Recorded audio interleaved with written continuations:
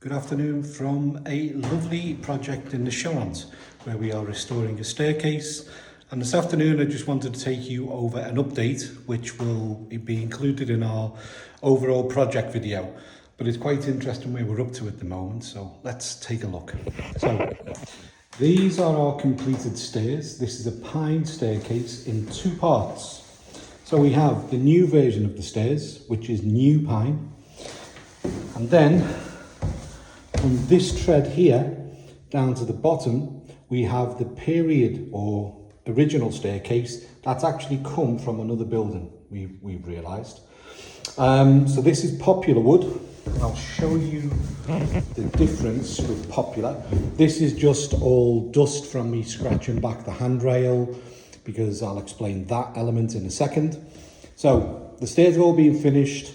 The bull noses have all been sanded back and cleaned.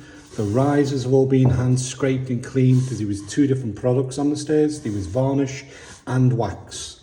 So quite a technical process to get all of that clean. And the popular. Now popular wood has a lovely grain, really nice grain to it. It's a very blonde wood. It looks a little bit like ash. But it's a really nice wood. It's not used anymore for staircases and generally much woodwork in France. It was used a long time ago, but you won't find it as much now. You won't find it in the Surrey quite easily. So that's the stairs. Quite a wide staircase as well, 1.4 metre wide treads and risers. So it's quite a grand staircase. Then we come to the handrail.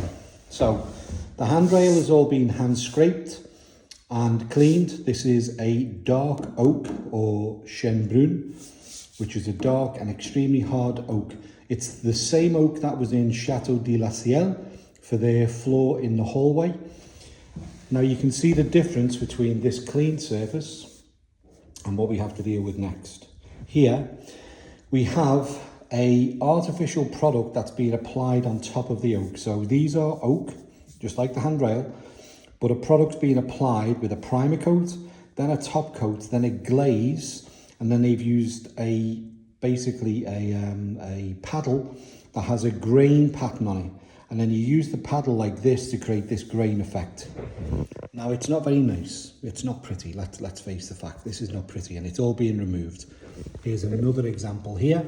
So you can see that pattern. This is what's below it. This is what's below it here. So this is the stringer. You can see again, it's a really dark oak. So why this product was put on here, we think, is to hide some of the faults in the stringer and the newel post and the handrail. There's little bits of filler in here, and we think this was applied to hide those areas. It doesn't look great. It's all being removed. I'm using a special sandblasting machine to remove it all. These sections I'm hand scraping because it's flat. We've done a test on the handrail and the newel post. And you can see where the filler is here. So it's not a pretty product, and it doesn't enhance the wood.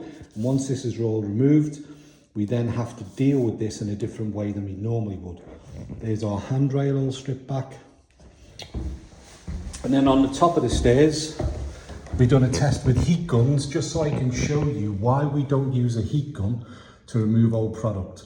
Because the heat gun raises the product, it heats it up, and then it turns it into a glue, and it's quite difficult to remove it. So this is the effect of using a heat gun, and this is what it looked like before.